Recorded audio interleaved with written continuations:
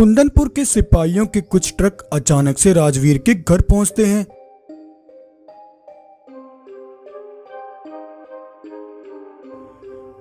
जरा सुनिए, मुझे कर्नल वीर प्रताप के पास जाना है।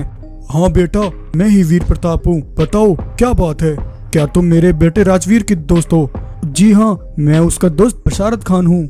अच्छा बेटा, तुम अकेले आए हो? मेरा बेटा राजवीर कहाँ है? क्या वो तुम्हारे साथ नहीं आया? वीर प्रताप जी, मैं आपसे कैसे कहूँ, मैं यहाँ राजवीर का सामान लौटाने आया हूँ। लेकिन क्यों? मेरा बेटा कहाँ है और तुम उसका सामान क्यों लेकर आए हो? क्योंकि मेरा दोस्त राजवीर और आपका बेटा अब कभी वापस नहीं आ सकता। कल बॉर्डर पर दुश्मन के साथ लड़ते हुए राजवीर एक धमाके में शहीद हो गया। नहीं, ये तुम क्या कह रहे हो? ऐसा नहीं हो सकता। वो एक बहादुर सिपाही है, वो हमें इस तरह छोड़कर नहीं जा सकता।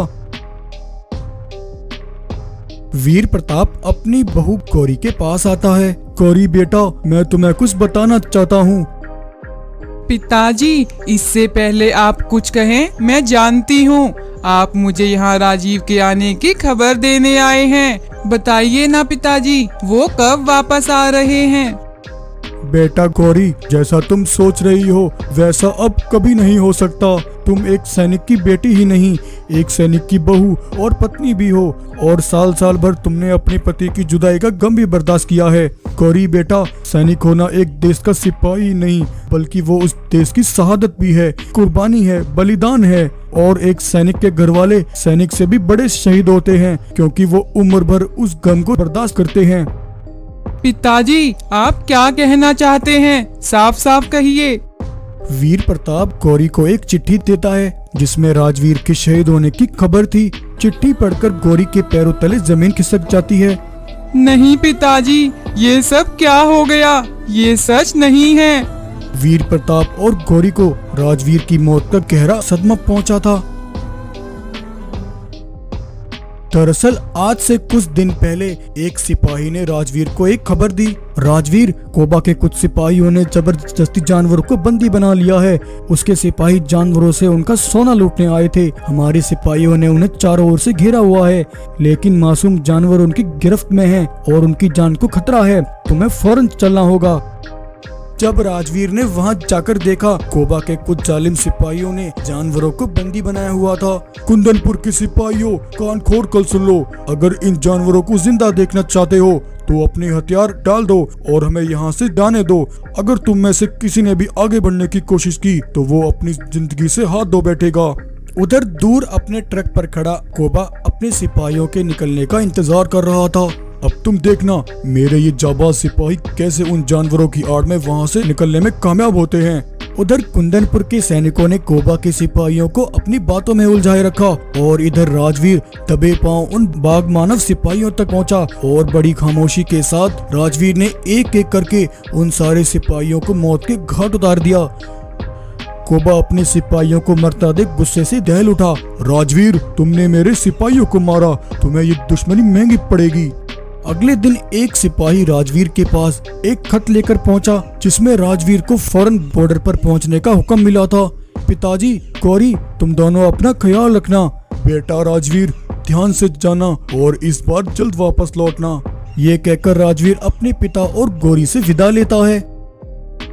सभी जवानों को ट्रेनिंग कैंप में इकट्ठा किया जाता है। कुंदनपुर के सैनिकों, खुफिया एजेंसी ने खबर दी है आज रात हमारे इलाके से कुछ जरूरी कागजात सरहद पार जा रहे हैं और वो कागजात इतने जरूरी हैं कि वो किसी भी हाल में सरहद पार नहीं जाने चाहिए। आज रात सरहद पर पहरा रहेगा और राजवीर, तुम इन सभी सैनिकों की कमान संभालोगे।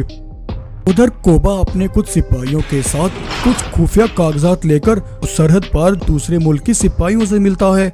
कमांडर, बड़े सस्ते में मैं तुम्हें अपने जंगल की खुफिया जानकारी दे रहा हूँ। अब बताओ मेरा माल कहाँ है? दुश्मन कमांडर कोबा से खुफिया कागजात लेकर उसे सोने के बड़े बड़े बक्से देता है।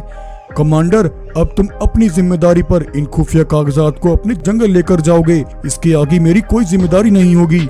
लेकिन वहीं राजवीर दुश्मन सिपाहियों को कागजात ले जाते हुए देख लेता है। बशारत खान, मैं अपने होते हुए अपने देश के खुफिया कागजात को दुश्मन मुल्क के हवाले होते हुए नहीं देख सकता। राजवीर तेजी से उनके सामने आकर उनका रास्ता रोक लेता है। ये देख दूसरे मुल्क के सिपाही राजवीर पर हमला कर देते हैं। राजवीर उन सिपाहियों से कागजात छीनकर उन्हें बशारत के हवाले कर देता है। बशारत, तुम इसी समय इन कागजात को लेकर यहाँ से भाग जाओ, तब तक मैं इन सिपाहियों को रोकता हूँ। लेकिन तभी राजवीर के पास वहाँ एक बड़ा विस्फोट होता है जिसमें सब जलकर राख हो जाता है। बशारत ये देख बहुत दुखी होता है और वो तेजी से वहाँ से भाग जाता है। राजवीर के पिता और गौरी राजवीर की मौत की खबर से बेहद सदमे में थे, लेकिन जैसे तैसे समय के साथ उन्होंने इस गम से समझौता कर लिया। उधर जब कोबा को राजवीर की मौत की खबर मिली तो उसने अपने सिपाहियों को इकट्ठा किया। मैंने कसम खाई थी राजवीर को मेरी दुश्मनी महंगी पड़ेगी, अब वक्त आ गया है, मैं उसके परिवार को तबाह कर दूंगा। ऐसा कहकर कोबा अपने सिपाहियों को लेकर कुंदरपुर जंगल पहुंचा और उसने राजवीर के पिता और गौरी को बंदी बना लिया। वीर प्रताप, तेरे बेटे राजवीर की मेरे साथ पुरानी दुश्मनी थी। मैं तेरे बेटे राजवीर को खुद अपने हाथों से मारना चाहता था, लेकिन अच्छा हुआ वो खुद ब खुद मर गया। अब तेरा वो बेटा कभी वापस नहीं लौट सकता। मैं तुझे और तेरी इस बेटी को अपने साम्राज्य में नौकर बनाकर रखूंगा। सिपाहियों, ले चलो इन दोनों को। कोबा के सिपाही वहां से चलने ही वाले थे कि तभी उनके ऊपर अचानक से तेज तीरों की बरसात होती है। देखते ही देखते कोबा के सारे सिपाही वहीं ढेर हो जाते हैं।